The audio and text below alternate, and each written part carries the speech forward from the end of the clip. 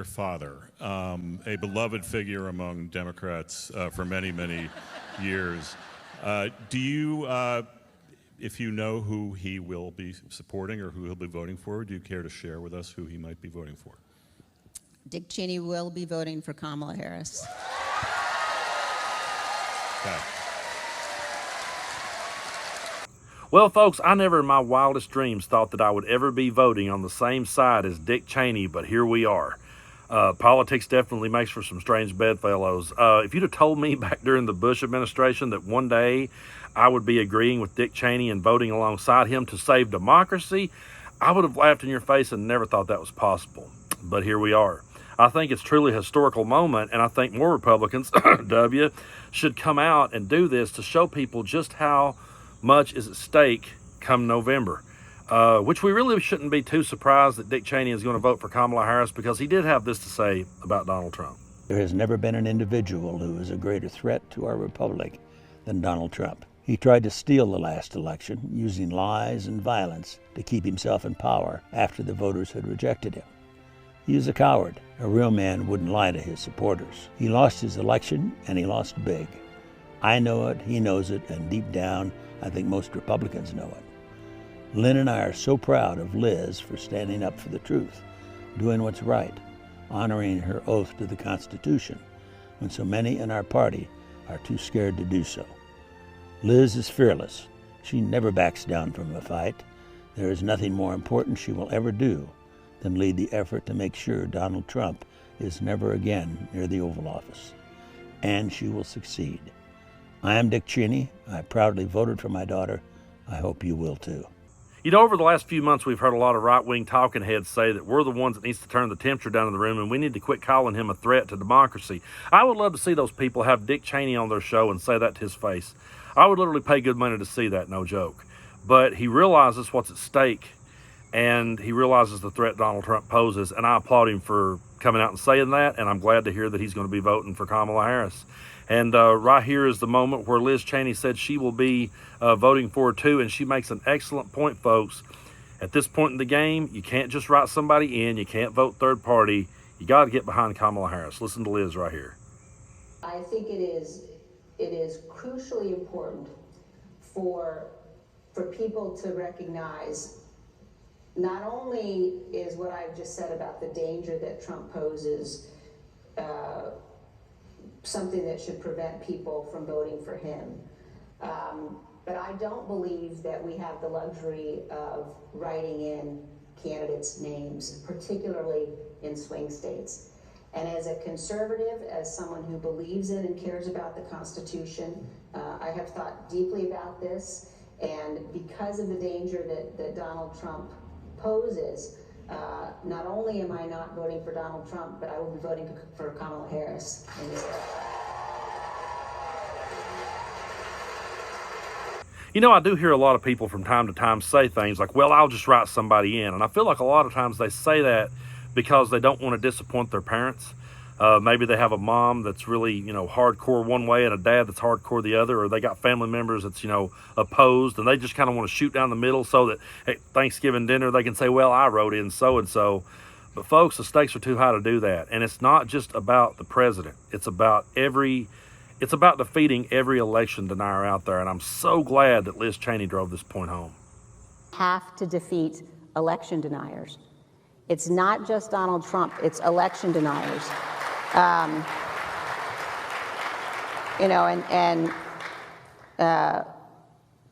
Here in North Carolina, that means defeating the Republican candidate for governor. It means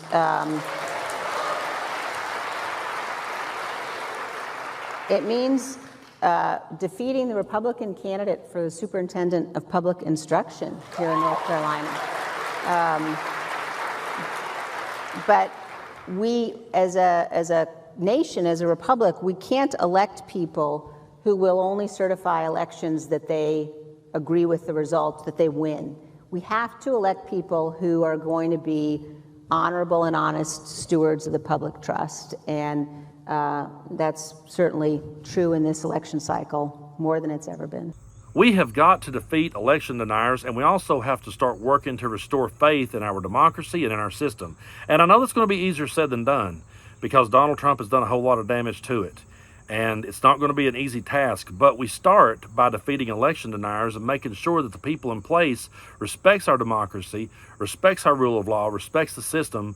And just because an election doesn't go their way, doesn't mean they have the right to say, I'm not going to certify those results. There's been a lot of elections in my life that didn't go my way. I've told this story here on the channel before, but I know we got a lot of new subscribers here. And by the way, thank you guys for that. But the very first election that I ever voted in was Bush and Gore. And so, I voted for Al Gore, and I was very disappointed. And I went around saying it was rigged. I went around saying it was stolen. I went around mad for a long time over that. And then one day I realized that I had to put my big boy pants on, and I had to get over it, and I had to vote again in 2004. And so I did, and I got my heart broke all over again in 2004. And I kept moving until finally we elected Barack Obama, and I got to celebrate. I was 28 years old before an election went my way.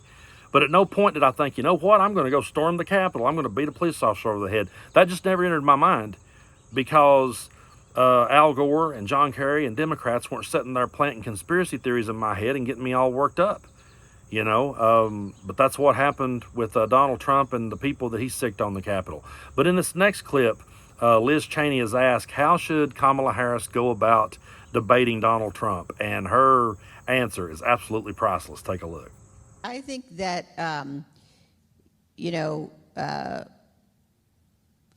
every opportunity that Donald Trump gets to show the American people who he is, he pretty clearly, and look, his running mate is doing this too. I mean, this is my diplomatic way of saying it. They're misogynistic pigs. And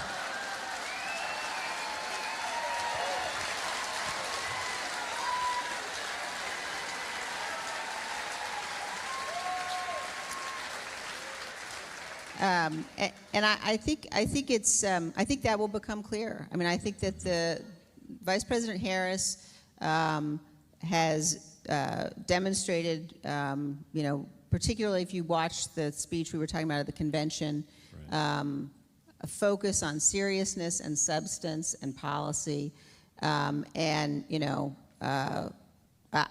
think that for people who sort of say, well, I'm going to, if you have conservatives who might say, well, I'm thinking of voting for Trump because he's a conservative.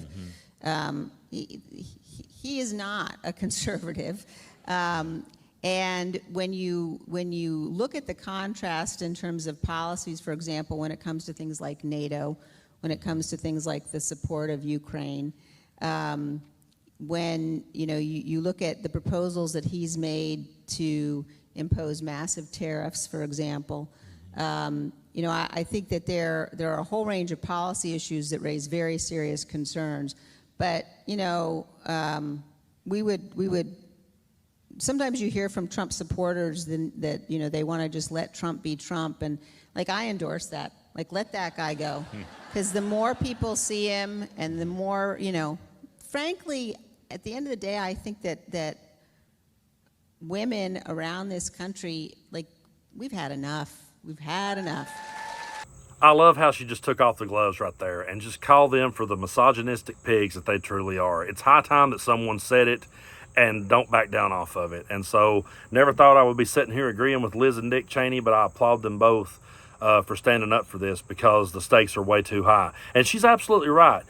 All Kamala Harris has to do is just let Donald Trump talk. And the more he talks, the more he's going to remind everyone of what kind of person he is. And we're all so tired of that act. It's not just the ladies, it's all of us. We're so sick of his act. And when he gets up there and starts talking, all that crap he's going to say, it might be hits in MAGA's world. They pay money to go out and see his rallies, and they stand there and they buy his merch and they wave his flags. It might go over with them. But to moderates and independents and those of us who are sick and tired of his act, it's going to fall flatter than a plate full of piss with us, because we're just going to sit there and look at it and go, no, we don't want any more of this. We're sick and tired of this. We're sick and tired of talking about him. I have people all the time say to me, what are you going to talk about when he's gone, man? I mean, people do click on it to hear you talk about him. Listen, folks, there'll be plenty to talk about. We'll be talking about what Kamala Harris and Tim Walz are getting accomplished. And there will be radicals out there. There always will be. These people that wrote Project 2025, they're not going away. We may kick the can down the road a little bit, but they'll regroup and they'll come back and they'll try it again.